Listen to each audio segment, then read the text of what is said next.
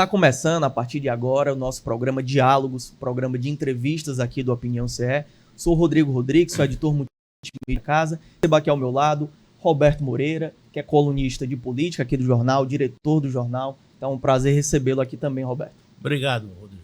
Pronto. E aqui ao nosso lado temos o prazer, né, Roberto, a honra de receber Henrique Marinho, que é economista, né, membro da Academia Cearense de Economia, consultor também e autor do livro A Saga dos Empresários Imigrantes na Economia Cearense.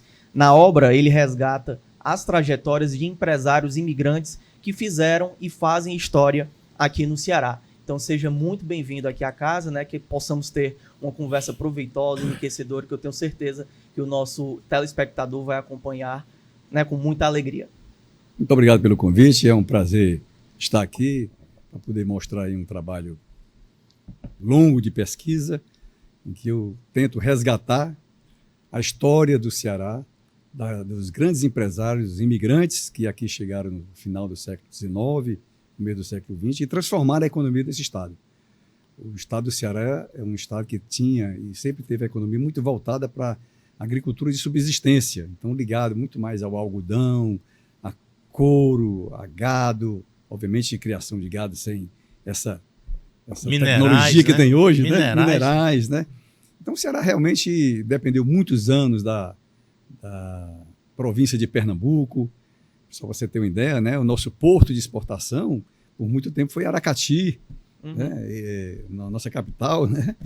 Veio ser Fortaleza há pouco tempo. Por isso é que o aniversário de Fortaleza, a gente diz, como é que pode Fortaleza ter tão poucos anos, né? É porque Fortaleza realmente era insignificante. Né? Nós tínhamos também o desembarque pelo porto improvisado também lá no Camusim, né? De Camusim, exatamente. E o primeiro porto que veio em Fortaleza aqui foi ali na Draga, né? Que hoje é ali atrás da Caixa Econômica, né? Que praticamente não existe mais. Era um porto que dificuldade porque as ondas eram muito fortes e os navios que não podiam aportar. Metálica, a ponte que não foi concluída, né? A ponte que ainda não foi concluída, exatamente lá era o porto de receber as navegações com exportação. Por isso é que naquela área ali do Dragão do Mar, aquelas casas antigas que compõem o Dragão do Mar todo perto, todos eram de exportadores e importadores, eram depósitos, grandes galpões de exportadores. Aliás, cearenses. Aqui vamos render uma homenagem a um cearense que não sei se está citado aqui no livro, eu não li ainda todo, li uma parte, né? Que é o João Soares, que é um dos grandes proprietários de galpões ali na praia de Iracema, né? Na cercania ali do... Exato. Como o livro ele se concentrou na saga dos imigrantes, né? Nós tratamos apenas dos imigrantes, inclusive tratamos dos imigrantes apenas que se transformaram em empresários. Nós temos muitos imigrantes aí na área de saúde, na área de advocacia, na própria política, né? Não só o governador Tasso Gereissati, mas como o Zotoshi, nós tivemos, né? O próprio Baquite. Então são pessoas que estão ligadas na área política, mas aí nós nos restringimos na área econômica. A minha incapacidade de ir além da economia. Teremos em breve um outro livro, né? Com certeza, né? Com certeza. Mas eu queria, Rodrigo, antes de começar mesmo esse papo aí que já iniciou, falar um pouco do Henrique. Porque a sociedade cearense ela tem uma capacidade imensa de não reconhecer seus talentos. E eu digo isso porque eu não tenho medo de falar, viu, Henrique? E o Henrique é uma dessas pessoas ilustres da literatura brasileira. Eu acho que esse é o seu 8º livro, né? Exatamente. Onde quem for pesquisar e quem fizer um pouco de leitura sobre os livros dele, tiver essa oportunidade, vai conhecendo o que é a economia global, a economia do Ceará, do Nordeste. E agora ele sai um pouco... Não tanto, né? Porque ele agora escreveu sobre personagens que construíram a economia do Ceará. São os libaneses, são os imigrantes reais, porque, na verdade, todos nós somos imigrantes, né? Nós temos uma origem de sobrenome que vem de outros lugares. Então, a oportunidade que o Henrique está dando para nós aqui de visitar a nossa casa, o Grupo Opinião, e falar um pouco do talento dele e principalmente do livro A Saga dos Empresários Imigrantes na Economia Cearense, nos traduz um agradecimento imenso, viu, Henrique? Obrigado. Porque todo mundo fala de todo mundo, mas as pessoas não conseguem textualmente dizer quem é quem. E você, nesse livro, eu li algumas páginas, rapidamente, mas vou ler profundamente, exibe a origem das pessoas, o que elas fazem, qual a contribuição. E isso tem uma importância muito grande. Eu quero agradecer a sua presença e vou fazer a primeira pergunta. Como surgiu a ideia de fazer esse relato tão importante que vai se tornar um documento histórico sobre personagens que vieram para o Ceará, venceram aqui. Até hoje, essas pessoas, de forma centenária ou quase 2 séculos, participam da vida ativa da economia de Fortaleza e do Ceará. A origem é muito interessante. Eu estava pesquisando, e ainda estou, um outro trabalho, que é um trabalho sobre a história dos bancos cearenses, né? Nós tivemos diversos bancos sediados no Ceará, desde o Império, mas aí é outra história. E nesse ínterim, me apareceu o presidente do Conselho Regional de Economia dizendo: olha, nós vamos lançar um livro de economia cearense e eu queria que você fizesse um trabalho. Ele citou alguns colegas que já estavam escrevendo, e eu, puxa, o que é que eu vou escrever? Vai mostrar alguma coisa aí do desempenho econômico do serviço. E aí me deu aquele estalo, né? De que, puxa, eu acho que não tem uma história ainda contada. A historiografia tem sido muito rara em contar a história dos imigrantes cearenses, que são pessoas que construíram a economia do Ceará.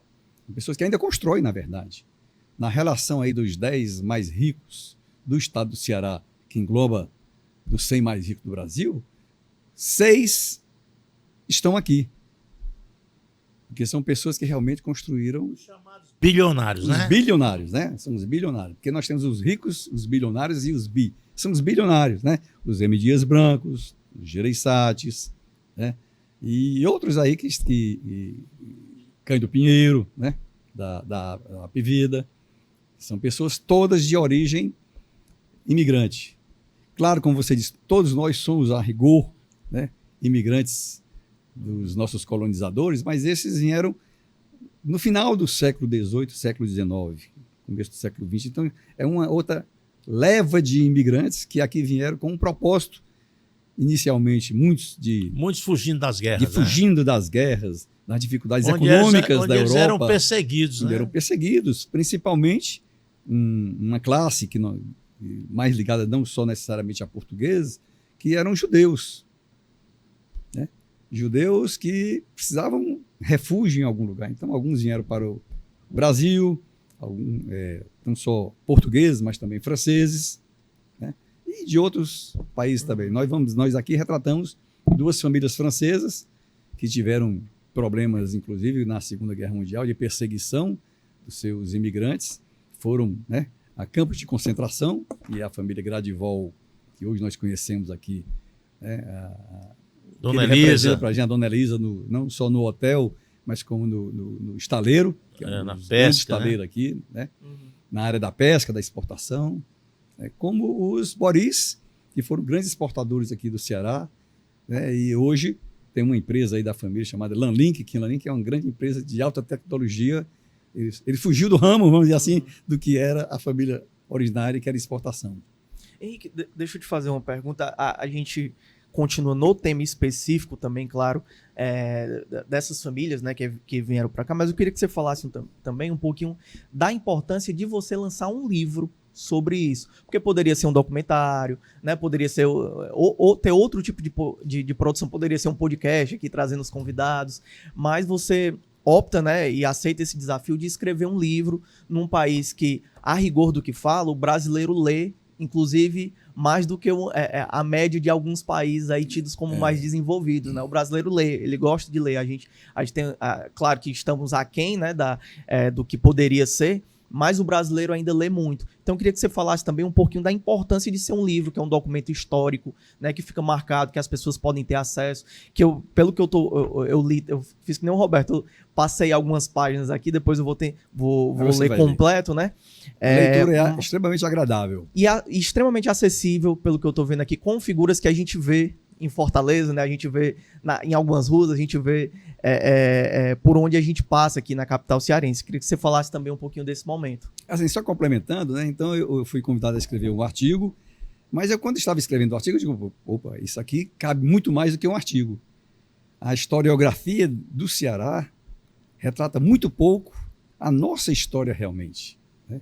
Nossa história, a não ser a história dos livros que estão aí, que é de colonização, essa coisa toda, que é a história oficial. Uhum. Essa é a história que não foi contada, não é porque ela não seja a história oficial, mas é porque vai passando e a gente, de repente, esquece que as pessoas é que fazem a economia do Estado. Então, são pessoas importantes. Claro que eu retrato aqui os imigrantes, mas nós temos outros empresários cearenses também que foram da mesma forma importantes, né? Então, é preciso resgatar a história do Ceará de uma leitura agradável, uma leitura não acadêmica, né? Uma leitura que você não está aqui para decorar data, nem para saber esses detalhes, mas para saber até curiosidades, né? Curiosidades desses empresários que vieram aqui, dificuldades que enfrentaram, como Fortaleza surgiu, né? A partir... Por isso é que hoje nós temos... O que Fortaleza, o PIB do estado do Ceará? É serviço do qual comércio e turismo, né, alavancam isso aí. Está aqui, né? A história desses empresários conta os primeiros hotéis feitos aqui no estado do Ceará, o comércio que os sírio-libaneses dominavam no centro da capital, criaram em Fortaleza um quadrângulo econômico. Essa importação do tecido, né? Importação de tecido das lojas. Seda, tudo isso voltou o algodão a essa exportando. Área, né? A área de produção de tecidos e, claro, que depois moda e tudo mais. Mas, inicialmente, né, eles eram considerados, que a gente chama, um termo que não está mais em voga, eram os mascates. Os mascates que eles importavam os tecidos do exterior, saíam no interior, para quem é mais velho vai se lembrar, saiu no interior com a cadernetinha, vendendo a prazo. Foram os primeiros empresários que criaram a venda a prazo do estado do Ceará. Henrique, deixa eu lhe interromper, pedindo aqui a permissão do Rodrigo. Vamos dar nome aos bois, como diz, né? Os personagens do livro. Qual a importância dos otoshi, por exemplo? Os otoshis, eles chegaram aqui, né? Aliás, o primeiro imigrante era um otoshi, né? Ligado aos otoshis. Na verdade, eles são todos muito emaranhados, né? Os gereissates, ronces, otoshis. Há sempre... Porque eles eram uma colônia que tinha muita... O Zari também. Os Zaris, né? Eles são todos da mesma origem libanesa. São todos libaneses. A gente chama sírios libaneses porque, na verdade, não existia Líbano. O Líbano só veio existir depois da Primeira Guerra Mundial, com o fim do Império Turco, que se criou o Estado, né, do Líbano. O Fagner também é libanês, o Fagner né? é libanês, a família do Fagner é libanês também. Eu não sabia, não. Pois é, ele é libanês, né? Aqui aqui não está contado com a história maior, mas ele aqui... Mas nos 50 anos dele agora, o pai do Fagner era miudinho em relação a esses libaneses. Todos comerciantes, todos, né? Ali do abrigo central da cidade. Todos que vieram aqui como comerciantes, principalmente de tecidos, né? E formavam suas lojas. Mas vamos por núcleo, né? Quer dizer que os otoshi, eles eram uma casta que liderava os libaneses, é isso? Você não pode dizer assim, porque você tinha também, né? Os Zaris, né? Os otoshis. Aziz Ari é a mesma coisa? Aziz Ari, porque nós temos aí um grande pesquisador também, que é o César Aziz Ari. Pois é. Né? Eles são a família que vão se entrelaçando, né? Os gereissates, né? Os gereissates vieram todos da mesma região, Zalê, que é a região libanesa. Eles vieram chegando aqui com o tempo, né? Obviamente, alguns não vieram inicialmente para o Ceará, porque não existia uma política de receber imigrantes aqui no estado do Ceará. Existia São Paulo. Eles predominavam no comércio, é isso? No Ceará, sim. Inicialmente, a imigração deles, elas iam muito para São Paulo e Rio, porque você estava saindo de um estado escravocrata, criando uma economia que a gente chama assalariada, né? O capitalismo, O né? capitalismo, exatamente. Nós saímos do medievalismo para entrar no capitalismo no começo do século XX, praticamente, né? E isso trouxe esse pessoal. Obviamente, muitos europeus também vieram para cá, com cidades alemãs, né? Muitos alemães, que não tem nada a ver com os judeus aí, estão formando lá em Gramado, né? Pelotas e Eles tudo ficaram mais. pelo sul e sudeste, né? Pelo sul. Muitos japoneses ficaram pelo Amazonas, porque era na cultura da borracha, né? E muitos foram para o interior, por exemplo, Manuel Dias Branco, eles não vinham para o Ceará. A ideia dele era ir para os Estados Unidos. Você falou do Manuel Dias Branco, que é o pai do Ivens Dias Branco. Exatamente. Esses aí são imigrantes portugueses originários. Originários. Que é o M. Dias Branco, né? O pai do Everardo Teles, né? Que são diretos, imigrantes diretos. Né? A família do Everardo Teles também tem origem portuguesa. Tem origem portuguesa. Que é o pessoal que dono da água, Naturágua, da Ipioca. Já foi da Ipioca, né? E eles hoje eles têm várias áreas de pesquisa na área ambiental. Né? Isso. Eles não saíram. Eles atuam no agronegócio. Saíram só da cachaça. Né? Mas qual foi esse start para eles virem para cá? Você falou que, por exemplo, o M. Dias Branco ir para os Estados Unidos acabou. As dificuldades que a Europa enfrentou, né? A Europa tinha problema de superpopulação e uma incapacidade econômica, vamos dizer assim, de absorver. Depois da independência dos Estados Unidos, principalmente, de toda a América do Sul, era um mercado crescente. Um mercado crescente. Então, o lugar que eles tinham, né, como escapar, inclusive das dificuldades, porque a Europa ela só veio ser, vamos dizer assim, uma unidade muito mais séria depois da criação da União Europeia. Se você pegar um mapa da Europa anterior à Segunda Guerra Mundial, né, o mapa era um.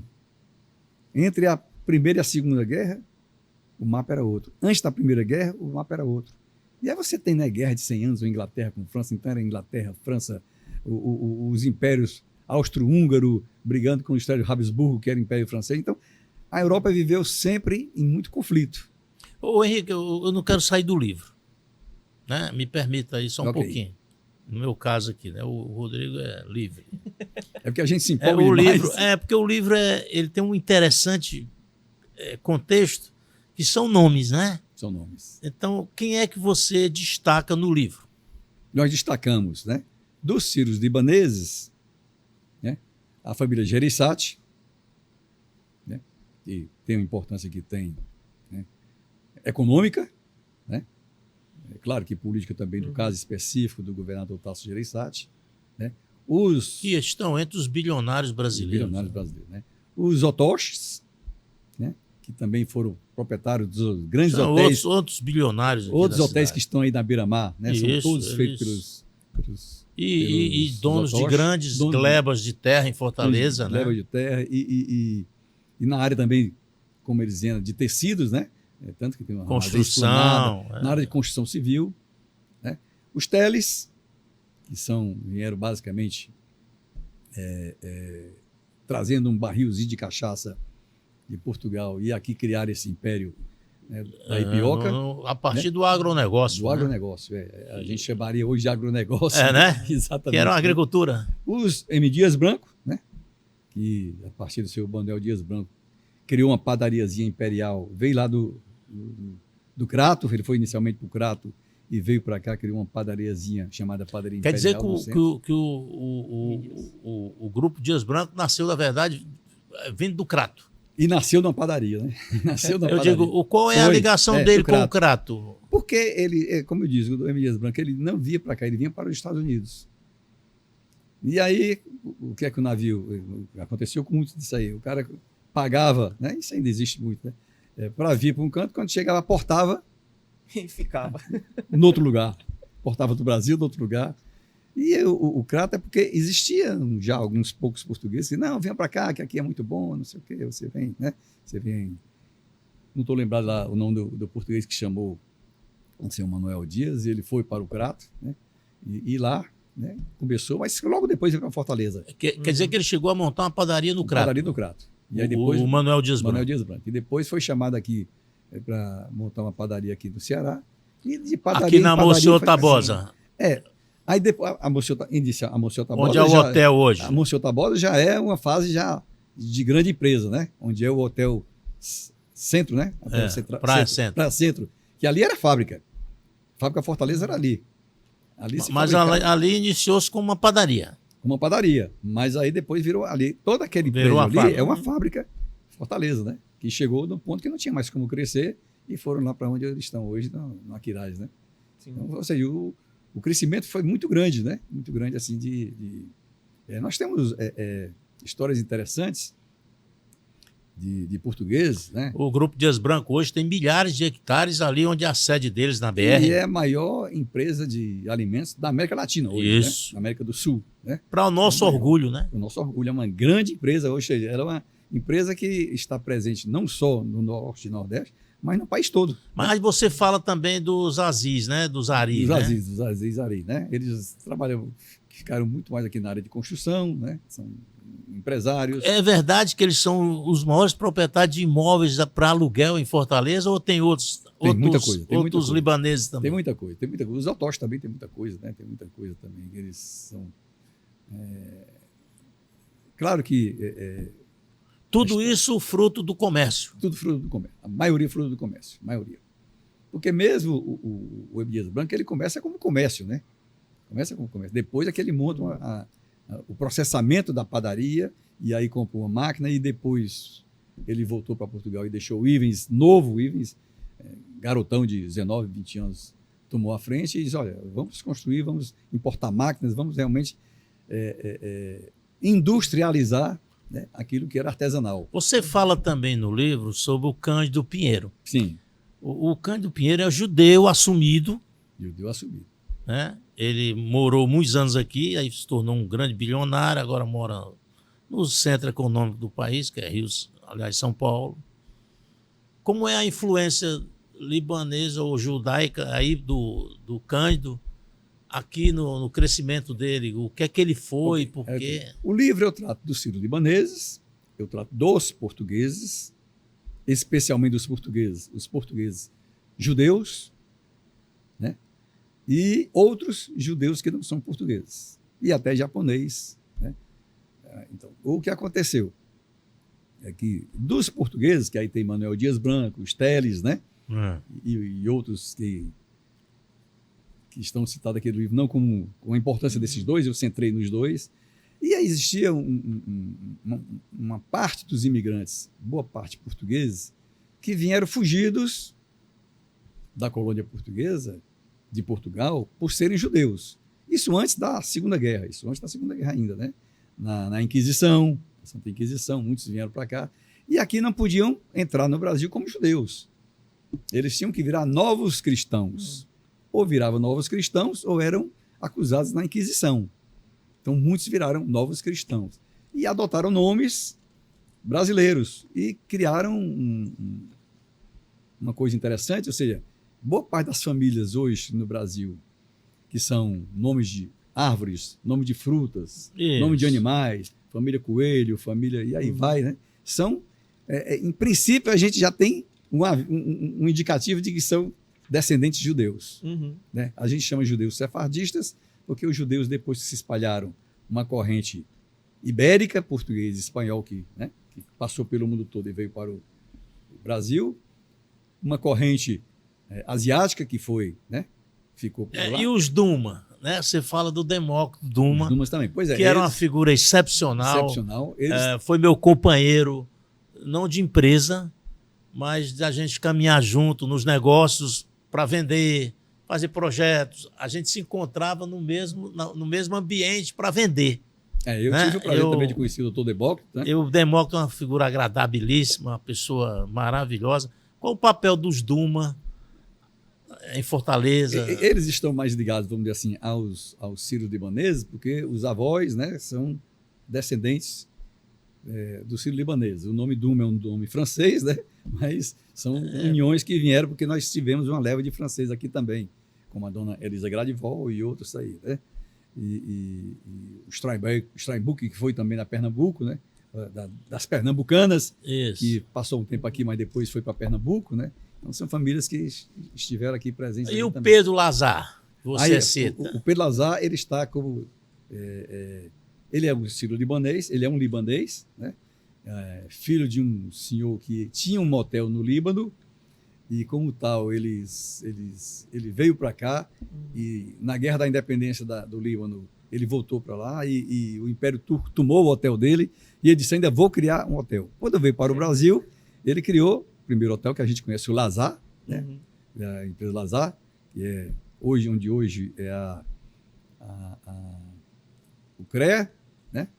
O São Pedro Hotel. São Pedro. O grande hotel. O São Pedro Hotel foi o hotel mais... Foi o Copacabana Palace de Fortaleza. Então, os shows eram lá, não existia mais a palavra, os happy hours aconteciam lá, né? E o seu Lazar foi uma pessoa muito influente na área, né? Também o seu Lazar, muitos hotéis ele construiu em Sergipe, em Juazeiro da Bahia, né? Se esteve ligado a empreendimentos aqui com o Tasso Gereissati, no Hotel Savaná, no centro da cidade, que foi um dos hotéis importantes aqui do centro da cidade, que ali era um empreendimento do Tasso Gereissati, com os Otoshi e com o Pedro Lazar. E você cita os Ronce, né? O seu Zé Ronce, que foi o maior, assim, a maior explosão do comércio de Fortaleza durante uma época, né? E tudo se foi... Nós ainda hoje brincamos, né, que Ronce é Ronce, barato todo dia, que era o slogan deles, né? Porque se tornou a maior rede de varejista do Ceará. Que hoje é uma loja de departamento, né? Praticamente foi a primeira loja de departamento criada aqui no Ceará. Você tinha, depois criou os grandes hipermercados, né? A gente, esse termo, supermercado, o primeiro que chegou tinha aqui... Tinha um mercantil, né? Aí São ele José, pegou e criou o primeiro hipermercado. Ele chamava hipermercantil, do centro da cidade, né? Tinha o da Aldeota ali na Barão de Estudas, que hoje está fechada, né? Já foi vários, né? E o papel do César Aziz Ari, né? Porque os Ari, a gente só chama os Ari, né? Os Aris, O Aziz a gente deixa um pouco de lado, porque os Aziz também se misturaram com os Gereissatis, né? E o César, ele é engenheiro, né? Então ele, como engenheiro, ele também participou de todas essas produções, por exemplo, da construção do Hotel Savaná. Os Aris eram a construtora Caiçara que estava lá, né? Desculpa, a Caiçara era ligada aos Ronce. O Ronce Zé Ronce tinha um irmão chamado Antônio Ronce. O Caiçara era a construtora da família, né? Que, ou seja, teve o Zé Ronce que ficou na área do comércio e o Antônio Ronce que ficou na área de engenharia. Ligados, né, a construtoras do irmão do Chico Anísio, do Paulo... lembro já. Do que construiu aqui a Cidade 2000. Que tinha Crédimos, né? Crédimos, isso. Eles construíram boa parte de Brasília na época, né? Hoje, se você for andando ali pelo caminho do aeroporto, aquele túnel que liga ao aeroporto, foi construído pela empresa do que o seu Antônio Ronce estava lá, né? Vários prédios daquele ali. O mais conhecido, o Venâncio de Brasília, o Venâncio, né? Conhecido, foi construído por ele. Ainda está lá, está lá, né? Está lá. O Valdeari era dessa mesma geração? Época, era. Só que ligados mais, como eu digo, a área das construtoras, né? A área das construtoras. Deixa eu fazer uma pergunta. O senhor estava falando, até, inclusive antes da gente começar a gravar, né? Nesse processo aí de escrita do livro, surgiram alguns fatos curiosos, né? Envolvendo, inclusive, personagens históricos cearenses. Quais desses fatos o senhor pode destacar, que fica também, além dessa história principal, né? As curiosidades que são encontradas aí nessa história cearense? Eu vou contar duas histórias aqui. A primeira é em relação ao Tasso Gereissati. O Tasso Gereissati, logo depois que o pai faleceu, ele veio para Fortaleza e o Carlos Gereissati ficou em São Paulo cuidando das empresas, La Fonte e tudo mais. Né? Lembrando que o pai do Tasso chamava-se Carlos Gereissati. O Carlos Gereissati, também Carlos, foi senador da República, né? Faleceu precocemente. Os maiores empresários da história do Ceará. E o Tasso, quando veio para cá, se empolgou em criar o Center 1. Aquela quadra toda ali foi desocupada, ele comprou. E todo mundo dizia, olha, não construa o Center 1, você é louco, tudo mais. E ele como diz aqui no Sangue Ceará, do- encasquetou, né? Sangue de vendedor, de comerciante. Ele mesmo diz no depoimento aqui, eu não era comerciante, meus pais e meu sogro, o Edson Queiroz, é que eram comerciantes, mas ele bateu o pé em criar o Center 1, que foi o primeiro shopping do Ceará, completou agora 50 anos, agora em outubro, né? E ele falou, para eu criar um shopping, o princípio do shopping antes era um pouco diferente, tinha que ter uma loja âncora. Ele conseguiu com Abílio Diniz, que antes era o dono do Jumbo, que é o Pão de Açúcar, e o Jumbo se instalou, ainda hoje está lá, né, como Pão de Açúcar, foi que a grande loja âncora, e aquilo ali foi um sucesso em Fortaleza. Depois é que eles partiram, a família, para os shoppings, né, criaram a marca Iguatemi, que hoje domina praticamente o estado. Você dedica uma parte do livro, até grande, razoável, aos Otoshi. A partir do Calil Otoshi, né? Ali o Ele Otoshi era o foi líder. o líder foi o primeiro. Qual é o capítulo na história da nossa cidade, dessa família, do ponto de vista da evolução de Fortaleza? Eu queria só contar ainda a segunda história, para não me perder. Eu cortei, interrompi. Mas é rápida. Desculpa. A segunda história é em relação à nossa escritora, Raquel de Queiroz. Nas nossas pesquisas, nós descobrimos que a Raquel de Queiroz foi secretária, datilógrafa, vamos dizer assim, do grupo Gradivol. Tinha a empresa Gradivol Fios, que era exportadora, e ela conta, né, na biografia dela. Quem era o patriarca dos Gradivol? Era o Gerson Gradivol, que depois estava na França e foi preso, né, nos campos de concentração, né? E morto, né, que é o pai da dona Elisa, os tios da dona Elisa, todos tiveram esses problemas lá, mas eles eram exportadores de algodão, exportadores de pesca, né, de tudo. O mar foi sempre o caminho deles, sempre, né? Sempre. E aí a Raquel de Queiroz foi, né? Datilógrafa. Na verdade, ela diz secretária, né? Uhum. Secretária. Assim como a dona Elisa, né? Ela foi secretária da Faculdade de Medicina aqui na UFC. E ela hoje mesmo diz, ó, a minha parte administrativa eu aprendi lá. A minha parte comercial e produtora eu aprendi aqui no dia a dia, né? Junto com a família, né? Eu estive com ela essa semana agora aqui, ela contou algumas histórias também pitorescas. Então essas são duas histórias. Os Otoshis, eles sempre tiveram muita importância na área comercial. Fecharam todo o cerco do centro de Fortaleza com as empresas, né, na área de comercial de tecidos e depois da área de construção civil. E que passaram a construir muitos hotéis, que hoje basicamente já não pertencem a alguns mais à família, mas hotel Ciar Hotel, esses hotéis que estão todos na beira-mar, que estão desaparecendo aí para os grandes espigões aí de 50 andares que estão aparecendo, né? Eles tiveram uma importância muito grande. A dificuldade, às vezes, que a gente tem de um livro desse é a gente obter informações. A família Otoshi, como Sérgio Otoshi, que ainda está aí na construção, um empresário bastante ativo, me forneceu bastante elementos, né? Então, realmente, ele ficou um pouco mais agraciado também. Todos são importantes, mas ele tive a oportunidade porque ele tinha mais material. E os Deibe? Os Deibe Otoshi, eles são Deibe e Otoshi, né? Otoshi também? Deibe, né? Porque o Deibe é um pouquinho antes de Otoshi, eles se juntam, Deibe e Otoshi. Familiarmente, né? Eles são todos o Deibe é uma família e o Otoshi é outra. Que depois se juntaram como uma família só, né?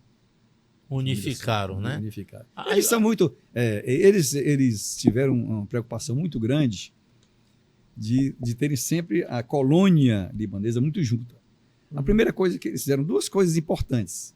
Primeiro, a criação do Clube Líbano Brasileiro, que quem é da década de 60, 70 aí, se lembra do Clube Líbano Brasileiro, que era ali na Tiburcio Cavalcante, que era a alta sociedade. Perto da Igreja do Líbano. Perto da Igreja do Líbano, tudo erguido foi criado por eles, né? Pelos libaneses, né? Tudo criado por eles. Como eles criaram em São Paulo, né, o Hotel Sírio-Libanês. Sírio-Libanês, hospital. Era um agradecimento que eles faziam para a sociedade. O hospital, né? Como aquilo, referência brasileira. A recepção que eles tiveram no Brasil, né? Ainda é uma referência, né? Foi criado pelas senhoras libanesas, por isso é que lá é a Associação das Senhoras Libanesas. É o nome oficial do Sírio-Libanês. Por curiosidade. O Henrique, ainda dentro do livro, né? Eu não quero sair do livro. Você acha que omitiu alguém? Ainda tem mais gente? Mas eu acho que essas são as famílias principais. Tem algumas famílias aí. por dificuldade de obtenção de. Nós temos aqui famílias italianas, né, que vieram para cá, Casa Veneza, né, o Francesco De Francesco, que não entrou por uma dificuldade de obtenção de dados. Aliás, a família ainda está aí, Ainda está remanescente, está aí, e ainda muito exatamente. forte aqui na cidade, proprietária de grandes áreas. A parte de comércio deles era mais a parte de comércio de calçados, né? Tem até uma delas que é casada com um desembargador. Exatamente. Algumas famílias que se destacaram não como empresários, mas como médicos, como advogados, né? Nós temos aí Salomão Botala, né? Médico. Então, são pessoas. Eles estão citados aqui, né? Mas não foi o foco do livro, né? Uma coisa interessante, quando eu comecei a pesquisar os sefardistas, os judeus, eu me vi envolto numa profundidade muito grande. Eu disse, não, peraí, eu tenho que ficar no meu foco, porque senão vai virar um livro sobre... Porque tem muita coisa sobre os judeus da economia cearense, né? Henrique, um capítulo do livro, você fala sobre imigrantes judeus safadistas e não safadistas no Ceará. Qual é a origem desse texto, dessa pesquisa? Os sefardistas são ligados a portugueses e espanhóis. São os nossos portugueses, né? Nossos portugueses. Que aí tem o Cândido Pinheiro. Aí os mouros entram nisso? Os mouros, né?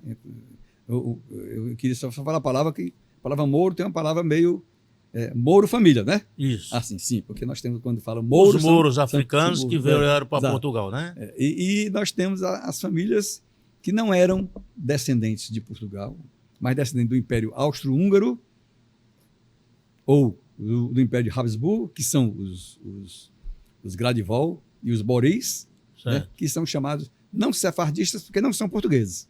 Só por essa questão. Mas sofreram também os mesmos problemas, obviamente. Por que os safadistas? É isso que eu queria chegar. São 3 nomes que foram dados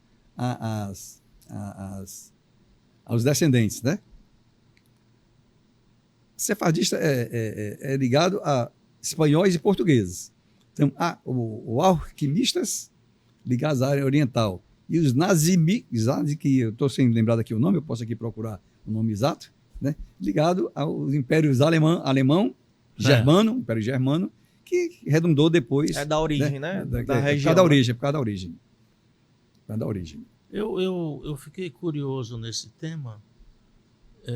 Ele está citado aqui no livro, aqui, porque a gente fica aqui Isso, eu estou vendo aqui. E ele é colocado por você de forma muito inteligente como segmentos do povo europeu.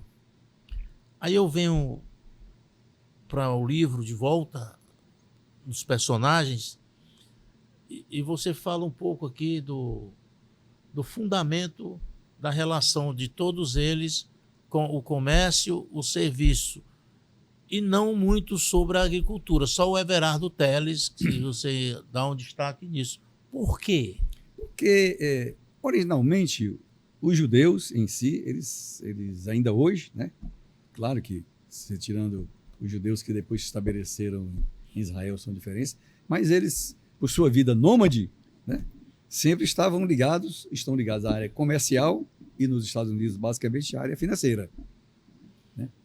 Agora, por que, então, a sua conclusão, né? Eu não vi aqui ainda no livro.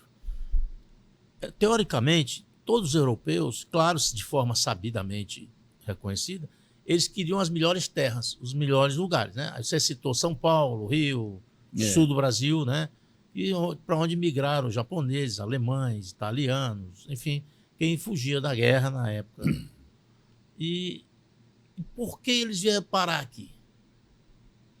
Na história do Ceará, praticamente o Ceará foi o último estado e Fortaleza foi a última capital a ser formada economicamente. Tudo estava ligado muito a Pernambuco, que esteve ligado a portugueses e a holandeses, né?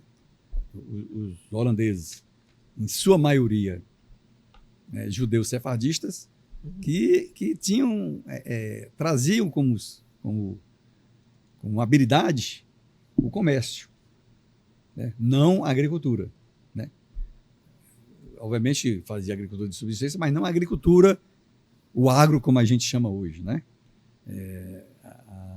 A dificuldade, porque os judeus, eles não tinham uma terra sua, uma terra que ele pudesse dizer que aqui eu vou viver o resto da vida. Estavam sempre em fuga e se prendiam muito menos à agricultura, como ainda hoje se prende muito menos à agricultura.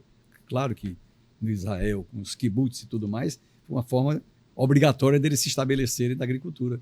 E hoje a agricultura israelense é uma das maiores agriculturas em área árida do mundo, né? O Banco Nordeste tem diversos acordos com os israelenses para tentar reduzir os efeitos das secas aqui, por causa da tecnologia israelense. Mas é muito localizado, porque hoje eles têm um Estado, né? Então, como eles não tinham, eles vieram. Os sírios-libaneses, da mesma forma, moravam numa região que não tinha uma tradição agrícola. Então, eles não tinham uma tradição de produção agrícola. Eles vieram para cá e o que encontraram foi manter a sua estrutura de serem comerciantes, serem mascates, né, no interior do Ceará. Então, foram se estabelecendo aí no interior. Quixeramobim tem uma onde vem lá o Fagner, né? Tem parte da colônia que foi estabelecida naquela região, uma região comercial. Fausto Nilo também, tem tudo mais, né? Você faz um contraponto no livro, eu chamo de contraponto, eu não sei se foi sua intenção, que é colocar no livro também os japoneses, né? No caso, a família Fujita, uma família tradicional daqui, pequena, exatamente, mas que tem uma forte influência até hoje na economia da cidade. Eles dominam essa área do sangue, né? De doação de sangue, de trabalhar com sangue. Eles também atuam na construção civil. E o patriarca deles foi um forte ator na área do empreendedorismo da construção. Capitão Fujita, como era que chamava. Fujita, é. Eu queria saber por quê. Porque o japonês, ele provocou muita guerra, se aliou à Alemanha. Então, por que esse contraponto aqui? Uma provocação? Na verdade, é muito mais uma homenagem, né, a um grupo que o seu Jusaku, que é o grande que fez, ele veio para cá sozinho, né, vestido de japonês, sem saber um papo, porque ele ia... O nome? Jusaku Fujita, que é o avô aí da geração que está hoje, né, do Carlos Gereissati, né? Carlos Fujita. Ele chegou sozinho, porque na verdade ele ia para o Rio de Janeiro. E o navio trouxe ele para cá, soltou ele ali no Mucuripe. E aí um maranguapense viu aquele cidadão e disse: para que você estava falando? Ele não sabia falar português, levou para aqui, para Maranguape. Olha, você vai ficar plantando aqui, né, naquele sistema de meieiro, né, o que você produzir, você abastece a minha casa. Então ele não veio já como um homem abastado? Não, muito pelo contrário, veio abandonado sozinho, né? Você vai produzir aqui hortifruti granjeiros, hortifruti, né? Abastece a nossa casa e o resto você pode vender na feira. E aí ele passou a fazer isso aí. E aí casou com a empregada lá do fazendeiro. E aí depois ele se estabeleceu, que foi o primeiro grande negócio lá, os mais antigos conhecem, num terreno ali perto do comecinho da Bezerra de Menezes, né, com floricultura. Eles surgiram com floricultura. Por isso é que há uma grande homenagem aí, eu me senti levado aí, que é o Jardim Japonês, que é um símbolo hoje de Fortaleza, né? E daí eles, a partir daí... A prefeita Luiziane foi muito criticada, mas é uma referência da cidade. Uma referência turística, né? Turística. Os paulistas, os paranaenses, né, onde tem a grande presença de famílias japonesas, quando eles vêm para Fortaleza, todos visitam a praça. E eles trouxeram o que nós não tínhamos, a cultura da floricultura. Hoje o Ceará é um exportador de flores, né? Mas nós tivemos com o seu Fujita o início da cultura da floricultura. No Ceará, né? Da floricultura. E depois com o capitão, né? Capitão Fujita, criaram também construtora, né? E as construtoras hoje ainda estão aí, né, vivendo na área de construção. São pessoas, é uma família pequena, mas é uma família que demonstrou essa saga econômica, né, em prol da economia do Ceará. É por isso que, na verdade, como você disse, foi uma provocação, mas ao mesmo tempo foi uma homenagem, né, muito mais à família Porque Aqui, muito poucos então, japoneses vamos- vieram para o Ceará, muito poucos Então vamos japoneses. fazer justiça à prefeita Luiziane. Ela, Não tenho dúvida. ela criou um ícone importante e não um monstro, né? Muito pelo contrário. Aí falam que é uma praça inútil. As pessoas criticam, mas na verdade é um ícone da cidade. É um ícone da cidade. E uma né? homenagem a um povo sofrido. Não tem um turista que não vá na beira-mar, que não bata uma foto, que não suba ali no jardim. Exatamente. Japonês, né? E que reconhece o japonês como um povo que trabalhou pelo Brasil, ajudou a nação Exatamente. e deu sua contribuição para a evolução de Fortaleza. É isso? Eu citei no livro uma coisa interessante, porque quando você muitas vezes pergunta, vocês talvez não lembrarem, e o Boris aí da ótica, né? Não, mas eu estou chegando nele. O Boris da ótica não tem nada a ver com os Boris, né? O nome Boris ele adotou como um apelido que o pai dele colocou nele, que era de um artista inglês, né? E ele ficou conhecido como Boris. Mas ele não tem nada a ver com a família Boris, né? Ele reconhece, claro, isso, né? Grande empresário aqui, comerciante, né? Na área ótica. Mas pessoa, gente excelente. Ele tem um ramo da família que ainda atua também nas exportações. Né? Exatamente. Mas ele não tem nada a ver com os Boris que nós retratamos aqui, que são os exportadores, né? Hoje representados pela Lanlink, que é uma empresa de tecnologia da informação. Grande empresa. Faturamento de mais de 600 milhões de reais. O senhor disse que teve dificuldades também em encontrar alguns depoimentos, né, alguns materiais. Quais aí as maiores dificuldades para essas famílias, né, que o senhor coloca? Alguma dessas famílias, porque quando a gente percorre Fortaleza, você encontra, por exemplo, ainda letreiros naquelas lojas ali da Floriano Peixoto, perto dos Correios, Lisbonense, Elias Bachar e muitas outras, né? Que aí nós tivemos realmente alguma dificuldade de obtenção de dados. Eu digo, história é uma coisa que as pessoas às vezes não se preocupam em transmitir, né? Que acaba se perdendo, né? São famílias importantes, mas na verdade eu tive uma dificuldade de obtenção de dados muito grande. E outras aqui que eu gostaria aqui de não citar, porque são famílias, inclusive, que se negaram a dar informações, né? O Henrique, você é um economista. Esse livro não deixa de ter uma participação de debate para a economia cearense, né? E destacar pessoas que construíram essa economia em Fortaleza. Do ponto de vista sociológico e até econômico, você diria que essas famílias ainda têm uma forte influência em Fortaleza? Não tenho dúvida, né? Elas representam uma estrutura ainda comercial. Claro que nós temos empresários cearenses, nós temos empresários que não têm nada a ver com esses aqui, mas eles deram um impulso a criar em Fortaleza aquilo que levanta a economia brasileira: comércio, turismo, né? Nós hoje não temos mais, por dificuldade, a indústria do algodão, né? Está voltando no país aos poucos, né? Porque nós tivemos um problema seríssimo na nossa indústria do algodão, mas ainda, né, nós tínhamos grandes empresas voltadas, né, para a área de fabricação de tecidos mesmo, deixamos de ter porque o algodão e a tecnologia chinesa também tirou um pouco, né? Mas o comércio ainda é o que alavanca a economia cearense. E muitos deles estão aí ligados principalmente ao turismo, né? Henrique, eu vou para dentro do livro aqui de novo. Você pediu um depoimento do Deusmar Queiroz. O empresário Deusmar Queiroz, eu considero um empreendedor não só nato, mas de grande coragem.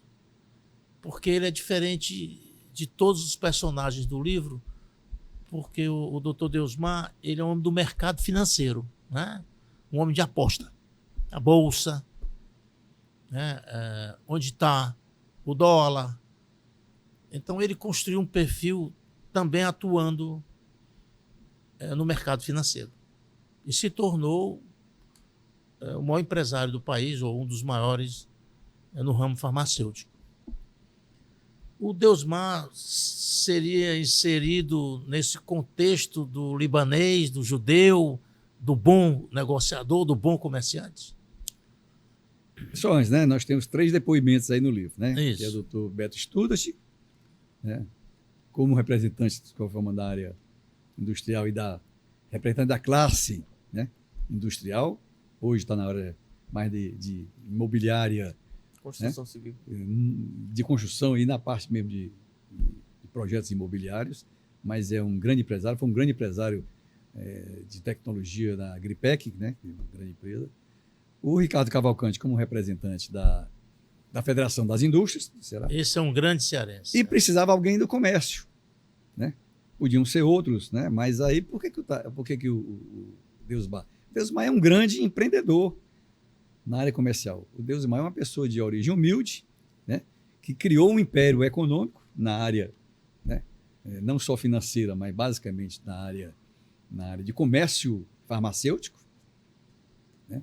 E aí se você disser assim, literalmente não tem nada a ver com os empresários, mas pelo seu arrojo, né, de um grande empresário, e é também meu grande amigo, talvez seja aí o viés, né? Eu resolvi. E uma boa escolha para ser amigo. Eu é que tenho a sorte de tê-lo como amigo, né? Eu fiz agora essa primeira pergunta para lhe fazer a segunda. Cuidado aí, não me complique. Não vou não. É porque no contexto aqui do livro, eles seriam inseridos como se fosse uma nova geração, né? Que toca hoje a economia da cidade. Não tem dúvida.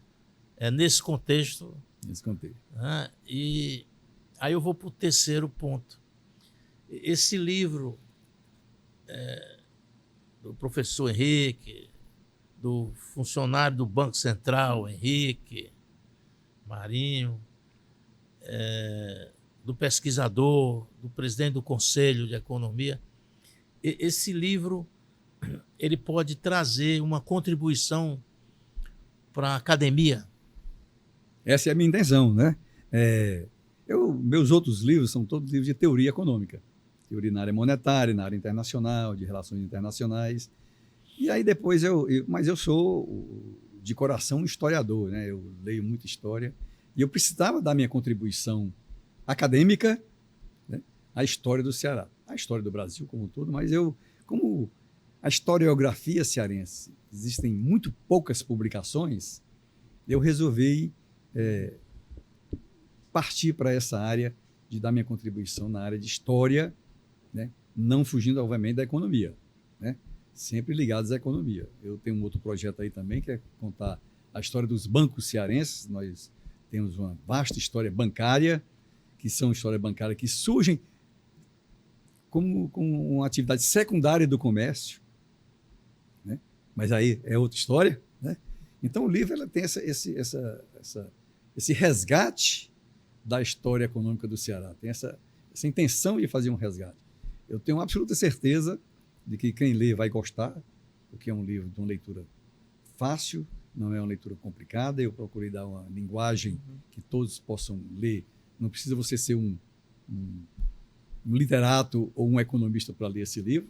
É um livro de curiosidade também. É saboroso, né? Aqui de ler. Então eu espero que todos gostem. O telespectador aí precisa comprar. Onde compra? Hoje está disponível na plataforma da Amazon, né? E se você, inclusive, entrar lá com o meu nome, Henrique Jorge Medeiros Marinho, tem lá meus livros que estão disponíveis na Amazon, são 3 atualmente. Então é um escritor de bagagem, né? Na Amazon, não é todo mundo. Estamos aí, né, para comercializar no Brasil todo. Eu tive um livro de economia monetária que foi adotado em várias universidades. Isso. Né, que chegou a uma quarta edição. Outro dia, se Deus abençoar, eu queria você aqui para a gente falar sobre a questão monetária. Estamos às ordens, como sempre, né? Também a economia, de qualquer forma, continua sendo aquilo que eu gosto de fazer. Então, né? a gente indica... Eu, como historiógrafo, eu sou um aprendiz. O livro ele já teve um pré-lançamento, né? Ele teve um pré-lançamento na livraria ali no Rio Mar, na leitura. A cultura fechou. Porque a leitura ela é conveniada com a editora. Então, temos um pré-lançamento lá. E vai ser lançado... E agora o lançamento é na terça-feira, dia 21, na Federação das Indústrias, né? Tem um convite lá que nós estamos aí fazendo na nossa rede social aí do presidente Ricardo Cavalcante, que nos acolheu e nos recebeu com muita gentileza. Às 18h30, né? Para quem 18h30. quiser participar. Quem quiser participar, é livre. O O convite jornal é livre. Opinião, o portal vai trazer uma reportagem sobre o livro. Você Agradeço. pode distribuir para os amigos. Com certeza. E eu acho que a sociedade cearense vai ficar curiosa e interessada demais nesse livro. Espero que desperte muita curiosidade. Agora eu vou dar uma de apresentador. Aí a gente só fez perguntas, né? Se você tiver interesse em colocar algum ponto de vista do livro que não foi perguntado ou foi omitido por nós, você fica à vontade aí para Ok. que as pessoas possam saborear Eu acho que nós tivemos uma conversa muito essa agradável, boa né? obra literária. Mas o livro ele pode dar ao leitor um conhecimento, porque nós conhecemos muito pouco sobre a nossa história do Ceará. E basicamente tem muita coisa de Fortaleza aqui também que passa desapercebido. Por que Fortaleza tem esse traçado quadrado, né? Que poucas capitais têm? Isso aí foi um projeto, né? Criado por Adolfo Eberst e Silva Paulé, e criaram Tem um fato interessante. Sabe que Fortaleza é uma cidade de praia.